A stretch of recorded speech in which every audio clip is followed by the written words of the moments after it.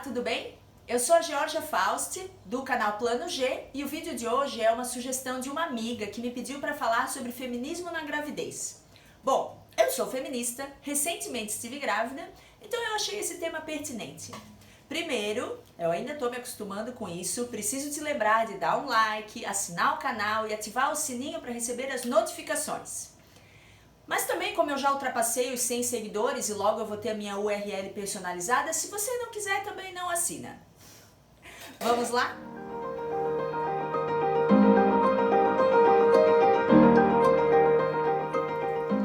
Tem vários pontos que eu queria abordar aqui, todos eles baseados na minha experiência e na minha visão de mundo. Então, se a sua experiência e a sua visão de mundo tiver sido diferente, basta ignorar os meus conselhos, é bem fácil. Eu vou começar então, já que a gente está nesse assunto, falando sobre cagar regra. A gente pode falar sobre essa coisa bem chata das redes sociais, que é quando as pessoas acusam as outras de cagar regra. Eu nunca entendi isso muito bem, sabe? Simplesmente porque ninguém manda em mim, então é materialmente impossível alguém cagar regra para mim. Porque eu ouço todo mundo, absorvo o que me interessa, ignoro o que não me interessa. E isso vale também para o famigerado pitaco, que é outro nome para cagação de regra. Eu vejo as mães se descabelando nos grupos de maternidade, horrorizadas porque as pessoas dão pitaco. Cara, eu sempre achei pitaco uma coisa fofa, por mais absurdo que fosse o conteúdo dele. Porque para mim demonstra uma certa preocupação da pessoa em relação a você. É um conselho. E aí você simplesmente não precisa seguir esse conselho e tá tudo bem. Traduzindo, com esse vídeo eu não estou cagando regra e também aceito de bom grado os pitacos que você porventura venha me dar, tá bom?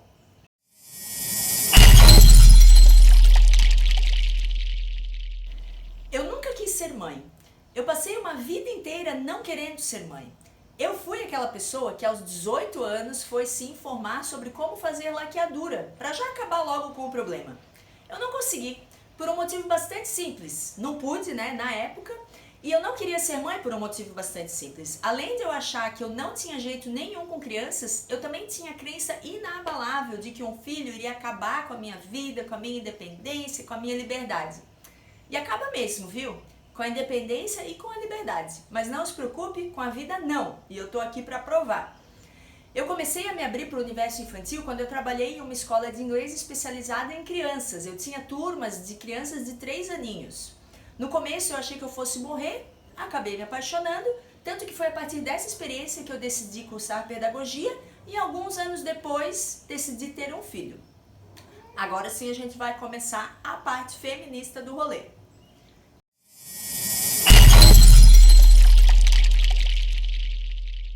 Escolher o pai. Bom, eu continuava com a crença inabalável de que um filho iria acabar com a minha vida e, de fato, do jeito que o patriarcado opera e da forma com que a maioria dos homens adere à masculinidade hegemônica, era isso mesmo que iria acontecer. A não ser que o pai do meu filho fosse diferente desses embustes que a gente vê por aí.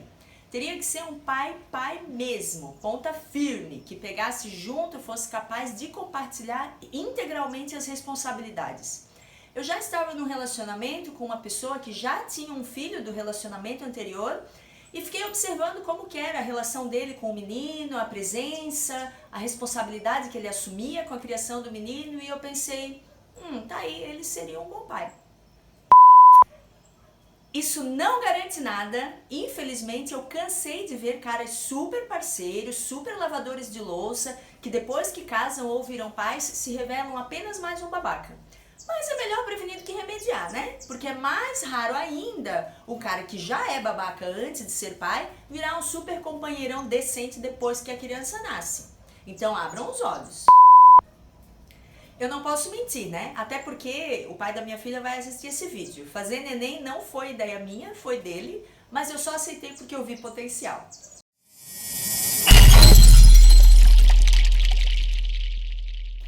Formar rede de apoio.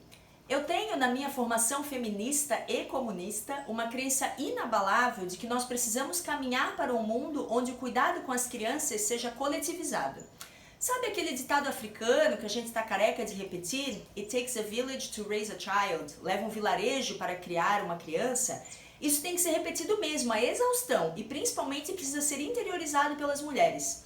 A gente precisa desapegar desse papel de mãe sofredora e única responsável pelo bem-estar da criança. A gente precisa desprivatizar as crianças. E essa é uma meta meio triste nos tempos atuais, quando as crianças estão sendo cada vez mais privatizadas, cada vez mais sendo consideradas propriedades da família e especialmente responsabilidades da mãe.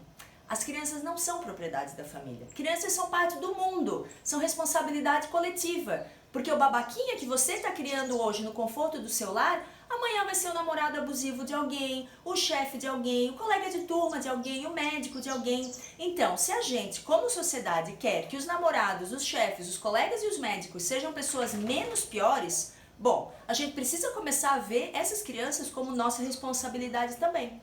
Claro, a coletivização do cuidado também passa por um sem número de políticas estatais que infelizmente nós não dispomos no momento. E vamos dispor menos ainda se o projeto do atual governo manter o seu ritmo de destruição. Quais políticas estatais? Alguns exemplos: mais vagas em creches públicas, mais cozinhas comunitárias, mais lavanderias comunitárias, mais espaços públicos de lazer e convívio, mais espaços inclusivos para crianças, mais espaços democráticos para a participação social das crianças, que também têm voz. Mas como nós não chegamos nesse nível civilizacional e talvez nem chegaremos nessa vida, eu tive que mexer os pauzinhos para tentar coletivizar a minha criança o máximo possível dentro dessa estrutura falha que nós temos. Se é para criar coletivamente uma criança, quem eu gostaria que fizesse parte da minha tribo afetiva? Para quais pessoas eu poderia confiar a minha filha? Quais pessoas eu gostaria que ela tivesse como exemplo e referência? Pois bem, eu fui até essas 3 pessoas selecionadas e perguntei mesmo, na maior cara dura: olha, eu acho que está na hora de eu engravidar, mas eu não quero, não consigo e não acho justo fazer isso sozinha. Você aceita compartilhar essa aventura comigo? Só depois que eu recebi o aceite dessas pessoas foi que eu realmente me senti segura para engravidar.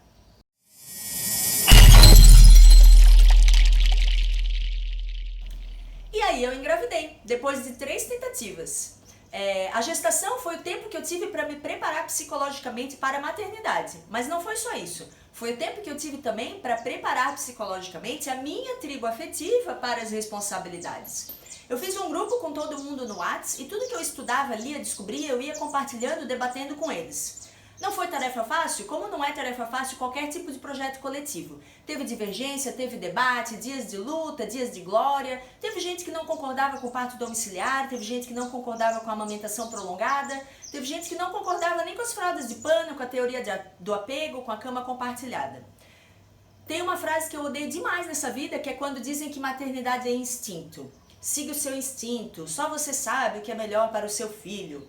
Além desse pensamento ir contra a ideia de coletivização e reforçar a ideia de privatização das crianças, porque só a mãe tem essa intuição, é de um essencialismo bizarro, porque veja bem, instinto materno não existe.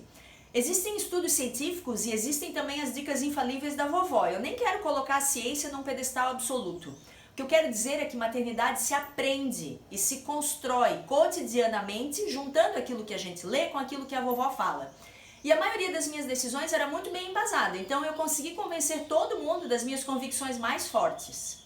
Não porque eu impus e falei que tinha que ser do meu jeito, porque eu sou a mãe e pronto, mas porque a gente se ama, se respeita, se escuta, pondera sobre as decisões. A minha meta, afinal de contas, era: eu não quero ser a única responsável pelo bebê e eu posso ser substituída por qualquer um de vocês. E não existe nada, nada mesmo, que somente a mãe e ninguém mais possa fazer. Nem amamentar, viu?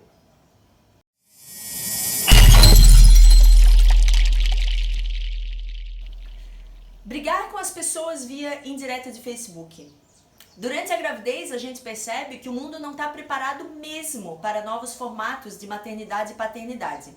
E eu vou dar um exemplo bem simples. Durante as 40 semanas, o único assunto que as pessoas tinham comigo era a gestação. Tudo bem, eu até gostava, não é esse o meu ponto. A questão é, para o Éder, o pai da criança, nada mudou. Ele continuou sendo um ser humano com interesses diversos. Todo mundo continuava conversando com ele sobre tudo, futebol, carro, política. Menos sobre o bebê que estava a caminho. Quando o assunto era o bebê, vinham para mim. Quando o assunto era que presente queríamos ganhar, a referência era eu. Quando queriam saber se o quartinho já estava pronto, eu. Quando questionavam sobre alguma das nossas decisões, questionavam a mim. Quando alguém comprava alguma lembrancinha, entregava para mim. Um dia eu fiquei muito brava porque eu não queria que a carga mental de me preparar para o nascimento de um bebê recaísse exclusivamente sobre os meus ombros. Vocês já ouviram falar em carga mental, eu imagino. Pois é, eu queria que ele, o pai, também se preocupasse com a quantidade de pagãozinhos que a gente tinha. Eu também queria que ele soubesse quais itens de higiene pessoal um bebê precisaria. Que ele também soubesse o preço de um berço, sabe? Então, eu fiquei muito braba, fiz um super textão no Facebook, no estilo seus esquerdomacho do cacete, o Éder também está esperando um bebê, acordem! Homem raramente fala de bebê, né? Já reparou? Entre eles, não falam. A vida deles simplesmente não gira em torno disso. A nossa de mulheres sim.